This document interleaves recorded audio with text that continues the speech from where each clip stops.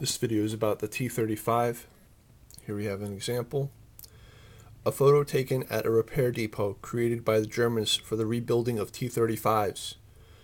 The German specialists were so impressed by this tank that they gave an order to send to Germany one fully serviceable tank which had to be repaired by the use of parts taken from a few other vehicles for tests.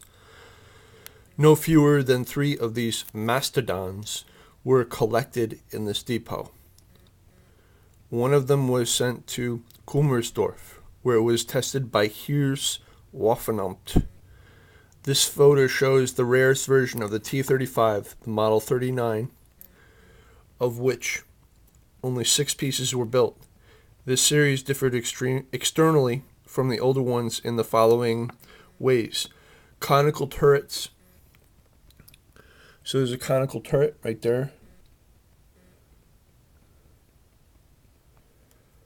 Introduced on the model 1938.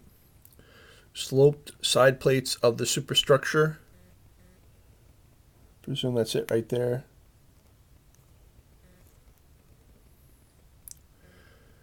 And the new pattern of rivets on the chassis armor.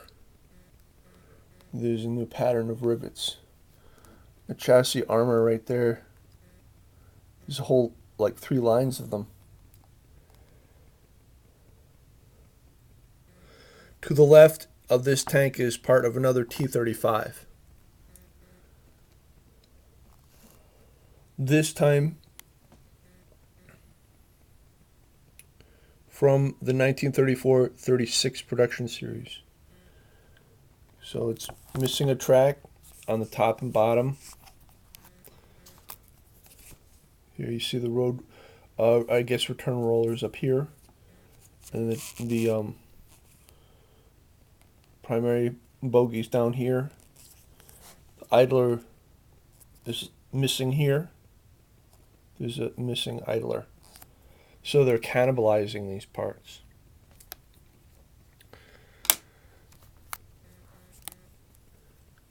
Now back on this turret, I like the bulb on the primary turret there, right in the center. Now my theory is that the British influenced this tank with the A1E1. Here I have a drawing, and please bear with me, it's only a thumbnail sketch. It's not horribly scientific or whatever.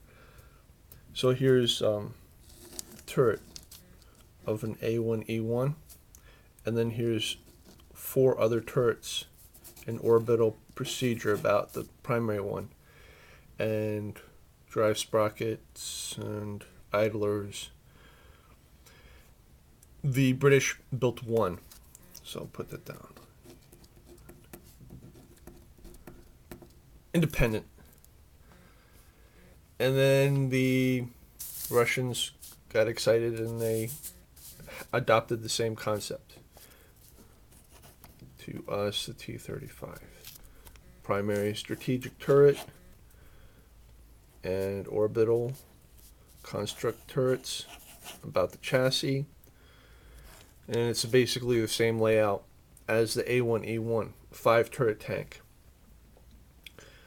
And the theory behind this, the weakness of it was you'd have the commander who would double as a gunner, and I guess the composite commander of the combat information center from these turrets.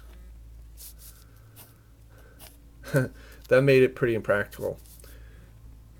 Another basic theory behind tank evolution at this time was application of marine or ship technology to the land. So a combat information center on the ocean would have probably a staff. It wouldn't be just one guy. So there's your lapse of reality and application of a certain tech. I'll bounce back here. Here's another T-35. Also photographed at the same repair depot was the central part of the 3rd T-35 Fortress, which bears scars from no less than 7 hits by 3.7 centimeter rounds. So Here we have this 1, 2, 3, 4, 5, 6, 7, I believe. And that's a T-35 production.